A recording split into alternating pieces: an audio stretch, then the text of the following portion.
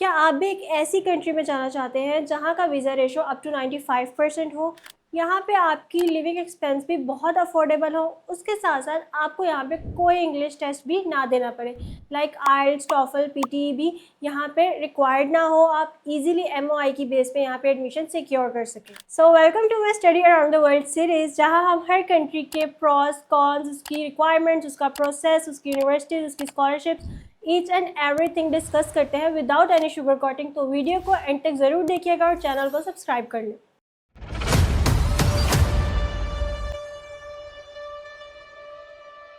आज की जो मेरी कंट्री है वो है अज़रबैजान, जहाँ पे ईस्ट मिलता है वेस्ट से, यानी कि ये यूरोप में भी लाई करता है और एशिया में भी लाई करता है। सबसे पहला पॉइंट, आपको अज़रबैजान को क्यों चूज़ करना चाहिए? ये पाकिस्तानी स्टूडेंट की टॉप चॉइस बनता जा रहा है। अप टू 95% इसका वीज़ा रेशो है, तो आपको ईजिली वीज़ा ग्रांट हो जाता है।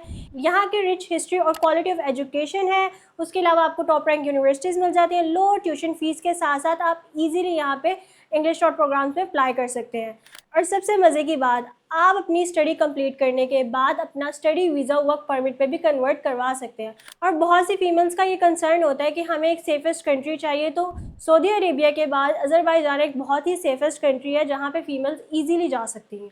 यहाँ पे आपको लो बैंक स्टेटमेंट के साथ लो ट्यूशन फीस मिलती है। अफोर्डेबिलिटी के हिसाब से देखें तो अज़रबैजान एक बेस्ट ऑप्शन हो सकता है आपके लिए। सेकेंड पॉइंट में हम इसकी ट्यूशन फ़ीस की बात करते हैं, तो ट्यूशन फ़ीस में आपकी डिपेंड करता है कि आप किस यूनिवर्सिटी में अप्लाई करें, किस कोर्स में अप्लाई करें। आपकी सिटी टू सिटी भी ट्यूशन फ़ी रेंज करती है, उसके अकॉर्डिंगली यहाँ पे जो लो ट्यूशन फ़ीस है वो $1000 है। उसके अलावा मैं यहाँ पे लो ट्यूशन फ़ीस वाली यूनिवर्सिटीज़ आपको बताती हूँ, जिनमें सबसे पहले हमारे पास है western Caspian university, Azerbaijan technical university, Azerbaijan state agriculture university, Azerbaijan medical university.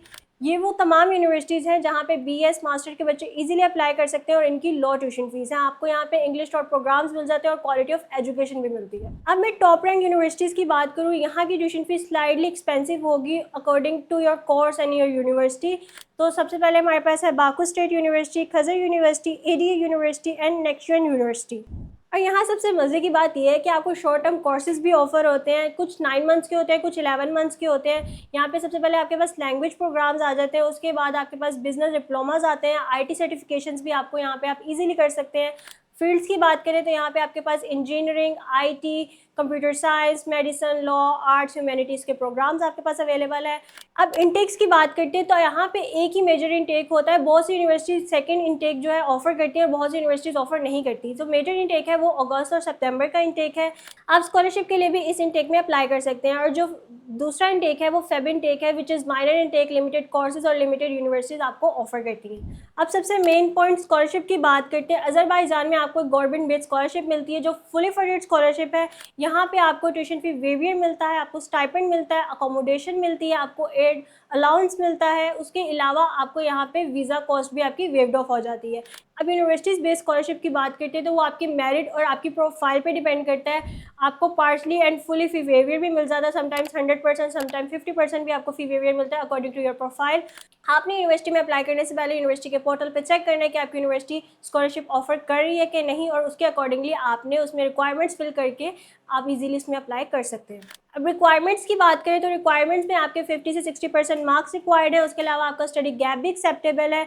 आपके एजुकेशनल डॉक्यूमेंट्स चाहिए, आपकी ट्रांसक्रिप्ट चाहिए जो IBCC मोफा से प्रॉपरली अटेस्टेड हों।